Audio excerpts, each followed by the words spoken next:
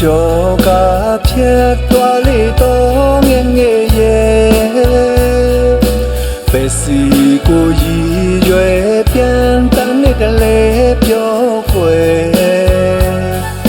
မင်းတော်ရနောဒီငွေတောင်းတမတို့များလဲမင်းရဲ့အကြောင်းကြားရတာကြာပြီကွယ်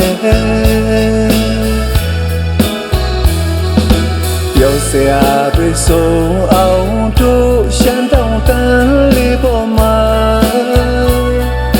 ခင်တွေဆရာဆိုလေတို့ရိုးရမျိုးရှိရနေပဲတွေကြောင့်မို့ဒီမြေကိုဆုံးခွာလို့တွားလေပြန်လာပါငယ်ကလေးရဲ့ပြန်လာခွဲနင်းဖွေဖွေလေးအေးမြဆရာဒီငွေတောင်းတဝဲမင်းထားခဲ့တဲ့ဖို့တွေလဲအငယ်လိုက်ရောမယ်ပြန်လာပါရှမ်းတောင်းတန်းစီကိုကွယ်ဒီချိန်ဆိုရင်လေတို့အိုးစီရှမ်းမောင်းတန်းနဲ့မောင်မဲသူဆုံးတွေတို့ရိုးရရှမ်းကားနဲ့ကွယ်ရှမ်းတဲ့ချင်းများဆိုကလေးမင်းကိုမျောနေမယ်ပြန်လာပါငယ်ကလေးရဲ့ပြန်လာခွဲ